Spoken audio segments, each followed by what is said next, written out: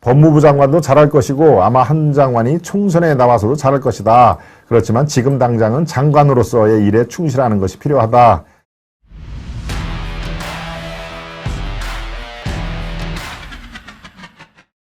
네, 여권이 한동훈의 총선 출마 일단 러브콜을 했고 어제도 말씀을 드렸습니다. 조선제일검에서 초선제일검으로 조선 예, 이거는 정말 라임을 살린 거네요. 예.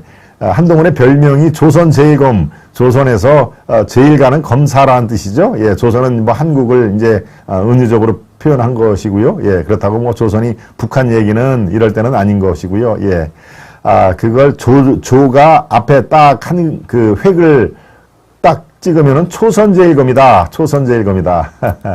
예, 한동훈의 총선 출마는 이래저래 관심사로 지금 등장을 했고, 앞으로 계속, 예, 이 한간의 그런 관심에 특히 술자리에서의 어떤 그 아주 단골 메뉴죠. 요새 어딜 가도 또 꼭 저한테 묻습니다. 그래서 결국은 한동훈이 출마를 한대요 라고 묻는 분들이 많은데 그만큼 관심들이 많이 있을 그럴 아이템이구나라는 것을 저는 알고 있습니다. 한동훈 총선 치어리더가 될 수 있다 하는 얘기를 해봅니다. 어제도 한동훈의 출마 얘기를 말씀을 드렸습니다만은 계속 지금 여의도 정가에서 얘기를 하는데요. 예, 이제는 글쎄요. 저는 어제도 말씀을 드렸습니다. 누가 40% 지지율이 40%가 넘으면은 아마 총선에 분명히 출마할 것이다 라고 유상범 의원이 얘기를 했는데요. 저는 꼭 그렇지만도 않을 것이다. 지지율에 관계없이 출마를 할 것이다. 제가 얘기를 했습니다. 지지율이 떨어질수록 지지율이 지지부진할수록 다음 총선의 중요성은 훨씬 더 배가가 되니까 윤석열 정부의 지지율에 관계없이 한동훈의 총선 출마는 수도권이라든가 민주당에서 아주 핫하게 붙는 지역에 출마할 가능성이 매우 높을 것이다. 지지율과는 별개일 것이다 라고 제가 좀 다른 각도에서 조명을 했죠. 저는 뭐 그거에 대해서는 그 판단에 대해서는 변함이 없고요. 네.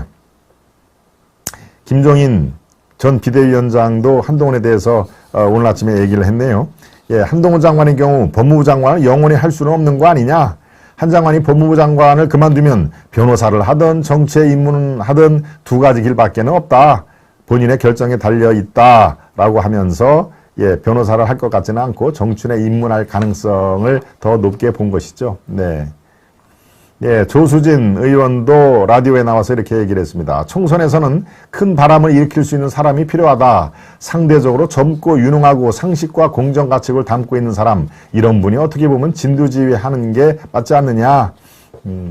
아마 윤 대통령보다 당에서 요청할 수도 있지 않을까 그런 생각도 든다. 국회에서 제1당이 되기 위해서는 서울을 비롯한 수도권에서 승리를 해야 되는데 수도권을 파고들기 위한 신선한 바람이 반드시 필요하다. 이렇게 얘기를 할 것이고요.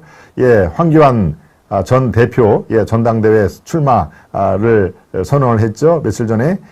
마찬가지로 라디오에 나와서 법무부 장관도 잘할 것이고 아마 한 장관이 총선에 나와서도 잘할 것이다. 그렇지만 지금 당장은 장관으로서의 일에 충실하는 것이 필요하다. 이렇게 얘기를 했습니다. 네. 아마도 총선에서 치어리더 역할을 한동훈 장관에게 맡길 그럴 치어리더가 뭡니까? 전체적인 분위기를 좌지우지하는 것이죠. 공격할 때 잘하면 막 우레와 같은 함성 소리가 나오고 그런 이 치어리더 역할을 잘 할 수 있을 것이다. 그런 얘기를 하고 있습니다.